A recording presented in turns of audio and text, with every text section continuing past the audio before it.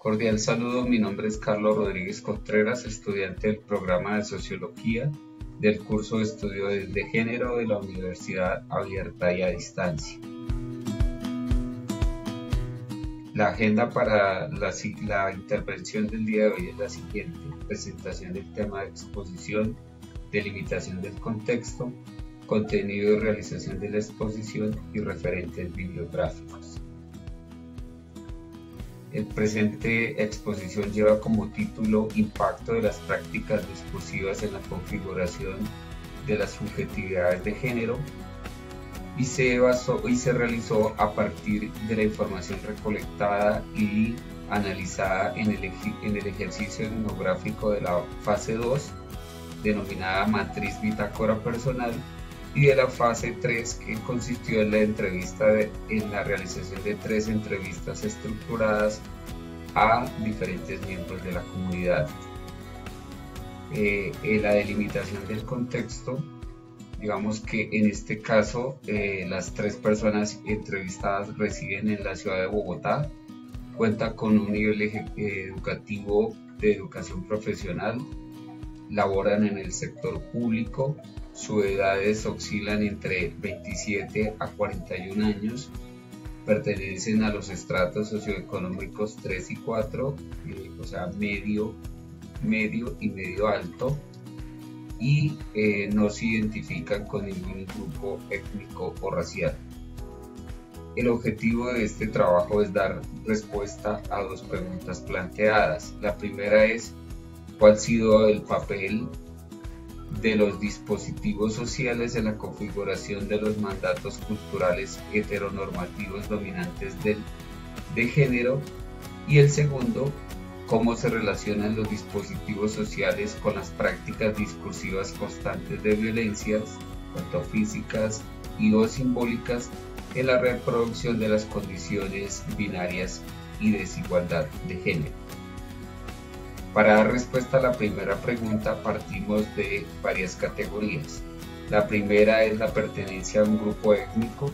En este caso, el trabajo etnográfico nos da como resultado que las personas no se identifican con un grupo étnico, no obstante, han cultivado el respeto por la diferencia y se han apartado de cualquier práctica discriminatoria a partir de la identidad o de la racialidad. En cuanto a su filiación o sus gustos artísticos, los entrevistados afirman que estas prácticas, más allá de alejarlos de los mandatos heteronormativos dominantes, los ha acercado hacia la tolerancia y la inclusión basada en género. En el caso de Lina y de Paula, el teatro y el dibujo fueron parte fundamental de su personalidad, les ayudó a fortalecer su desempeño y se convirtieron en símbolos de valentía y de resiliencia. En el caso de Carlos y de Jorge, la cultura ayudó en la comprensión de las prácticas de desigualdad y equidad basadas en género y de construir viejas prácticas y enseñanzas patriarcales. En cuanto a la pertenencia a clanes o asociaciones, el 100% afirmó no pertenecer a ningún clan o asociación. Su relación con el deporte y las culturas heteronormativas afirman que en el caso de Lina y Paula, los deportes individuales y de conjunto ayudaron a definir su feminidad, les permitió verse bien físicamente y competir en igual de condiciones con los hombres. En el caso de Jorge y de Carlos, los deportes han sido espacios exclusivos de hombres, aunque con el tiempo han visto su relevancia como factor de inclusión, igualdad y equidad de género. En cuanto a la forma de vestir, es un factor determinante en la cultura heteronormativa. En el caso de Lina y Carlos, en su niñez y su juventud, la forma de vestir era influenciada por su familia acorde con el género. Con los años, por temas laborales, la forma de vestir fue girando hacia lo unisex y sin perder la feminidad y o la masculinidad.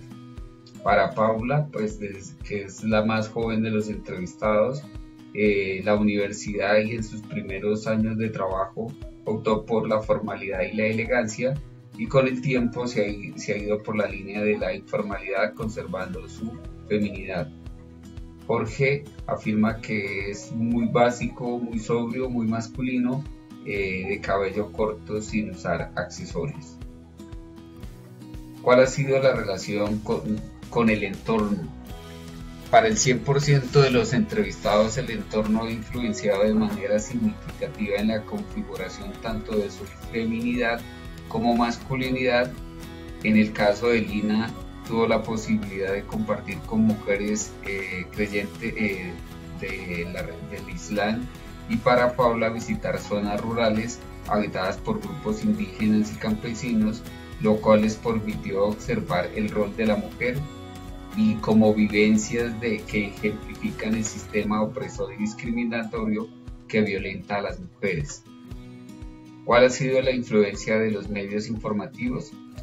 Para los entrevistados, de acá provienen los principales estereotipos y formas que marcan tanto la masculinidad como la feminidad. En la actualidad es difícil desmarcarse de la influencia de los medios, especialmente en el caso de las mujeres.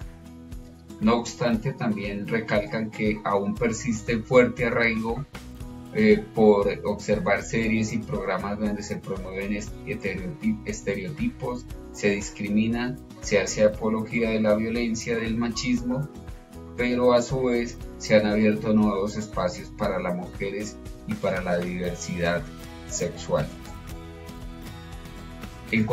Para dar respuesta a la segunda pregunta de cómo se relacionan los dispositivos sociales con las prácticas discursivas constantes de violencia física y simbólica en la reproducción de condiciones binarias y desigualdad de género, partimos de las siguientes instituciones. La familia. Para el 100% de los entrevistados, la familia funciona como un dispositivo primario donde se fijan y reproducen los roles y patrones que deben cumplir tanto hombres y mujeres, creando un desbalance de género, pero también es el lugar donde se forja el carácter y la identidad. En la escuela es el lugar donde se forma el sentido crítico y reflexivo de la realidad social, el respeto por la diferencia y se propician espacios de igualdad de género. En el caso de Lina, que estudió en un colegio de monjas, ella dice que en este punto se abogó por la competencia entre mujeres, por pautas de comportamiento a seguir por las mujeres.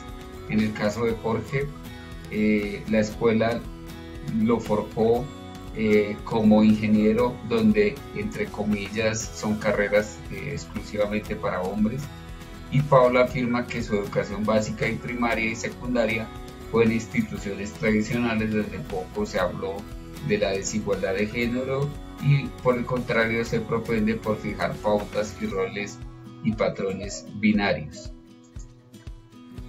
La religión.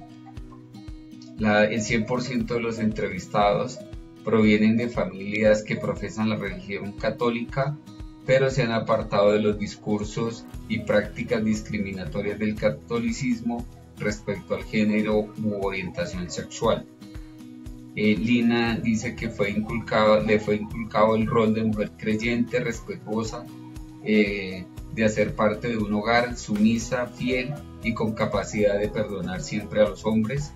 En el caso de Jorge, le inculcaron valores enfocados a ser un hombre de hogar tradicional, protector y cuidador de las mujeres de la casa, y el hombre como figura de dominación y de protección.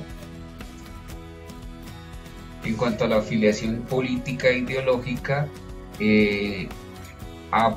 digamos que desde estas latitudes se han promovido la enemistad y los prejuicios contra las personas que piensan diferentes a nosotros, y antes era visto como escenarios exclusivos de los hombres. Lina nos comenta que ideológicamente ha cambiado y cree que las mujeres deben ser más solidarias con las demás mujeres. Paula considera que la ideología se debe encaminar a la igualdad e inclusión para no reproducir las diversas formas de violencia basadas en género. La esfera sociodemográfica.